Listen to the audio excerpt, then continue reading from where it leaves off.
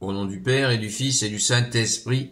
Amen. La paix de Jésus soit dans votre maison, sa paix et sa joie. Alléluia. J'espère que vous allez bien, que vous êtes en forme. Rappelons-nous que chaque samedi matin, d'avoir une pensée pour notre Sainte Mère Marie, qui est la seule à avoir cru à la résurrection. C'est l'objet de la messe du samedi matin, pas de l'après-midi. La messe du samedi matin est pour honorer la Vierge Marie d'avoir cru à la résurrection. Seul être humain à avoir cru à la résurrection de notre bien-aimé Jésus, Seigneur. Seul Messie pour l'éternité. Amen.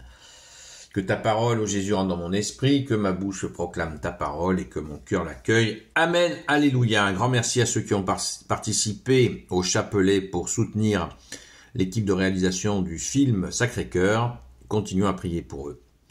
Nous lisons le Saint-Évangile selon Saint Luc, chapitre 13, versets 1 à 9. Ne vous indignez pas, mais convertissez-vous. C'est alors qu'on mit Jésus au courant d'un massacre de Galiléens. Pilate avait fait couler leur sang, là même où ils sacrifiaient leurs victimes. Jésus alors leur dit, « Croyez-vous que ces Galiléens étaient plus pécheurs que tous les autres Galiléens pour avoir eu ce sort? Non, je vous le dis. Mais si vous ne vous convertissez pas, vous périrez tout pareillement. Et les 18 personnes de Siloé sur qui la tour est tombée, et qui ont été tués, étaient-elles plus coupables que tous les autres habitants de Jérusalem? Non, je vous le dis, mais si vous ne vous convertissez pas, vous périrez, vous pareillement. Jésus leur dit cette parabole, un homme avait un figuier planté dans sa vigne.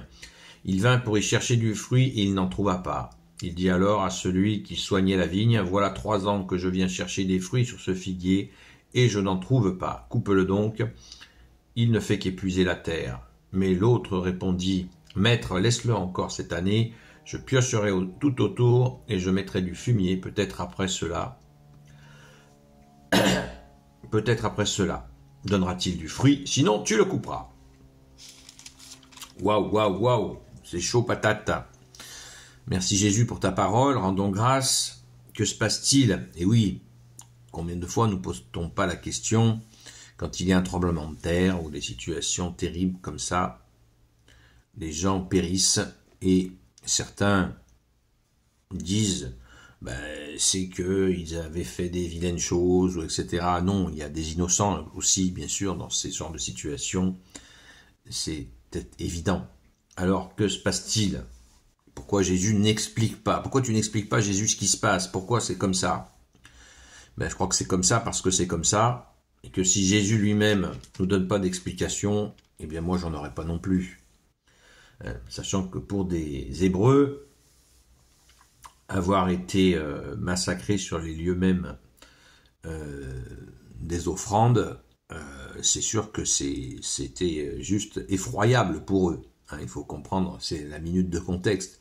On peut vraiment comprendre que, waouh, ils avaient l'habitude de faire des sacrifices d'animaux et ils ont été massacrés par l'armée romaine.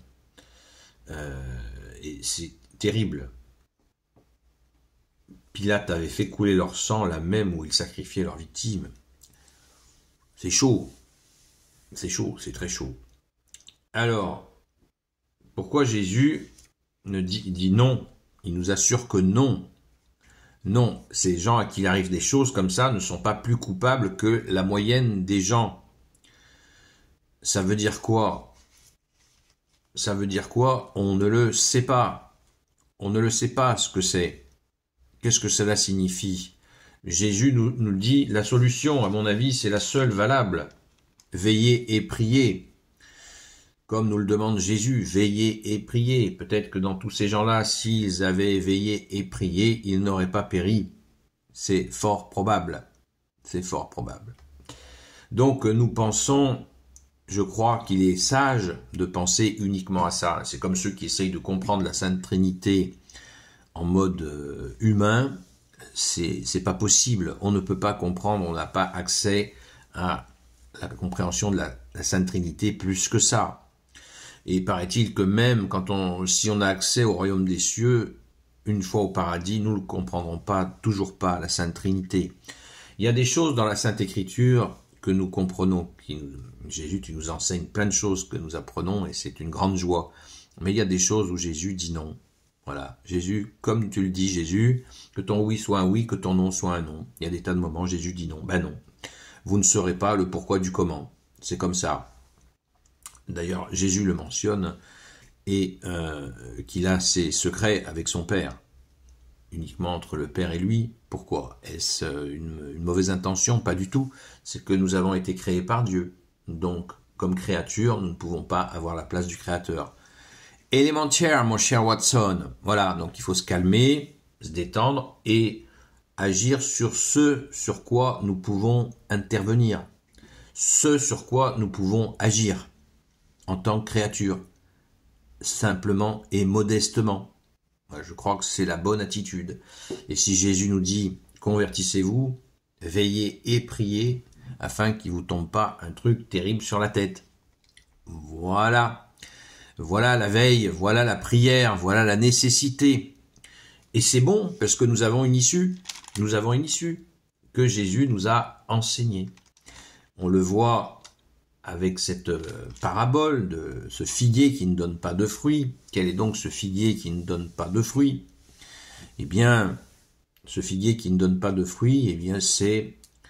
vous savez que le figuier était l'arbre sous lequel les Hébreux priaient. Et oui, parce que des feuilles très épaisses, une ombre magnifique qui permet de prier dessous, voire même il y a des rabbins qui faisaient des enseignements sous les figuiers. Quand il fait très chaud, c'est agréable d'être sous l'ombre du figuier.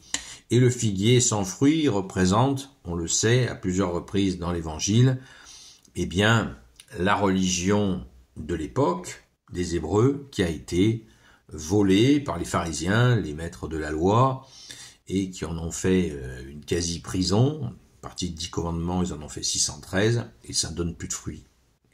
Ça ne donne plus de fruits. Donc c'est cette image du figuier sans fruits.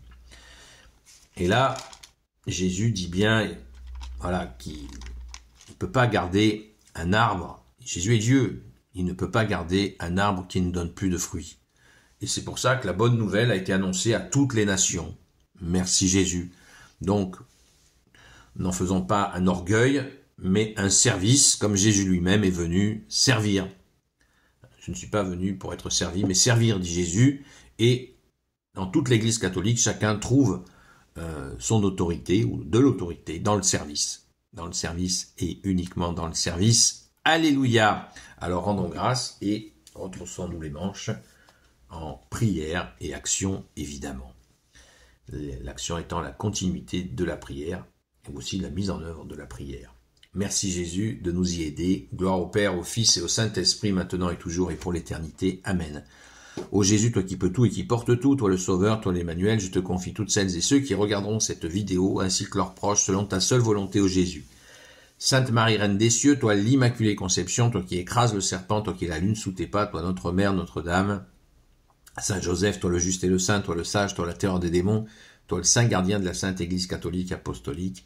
Sainte Marie-Madeleine, notre chère sainte patronne, et vous tous les saints et saintes amis de Jésus, Saint Michel Archange, Saint Gabriel Archange, Saint Raphaël Archange, et vous tous les anges qui te servent au Jésus, je vous confie toutes celles et ceux qui regarderont cette vidéo, ainsi que leurs proches, selon ta seule volonté au Jésus.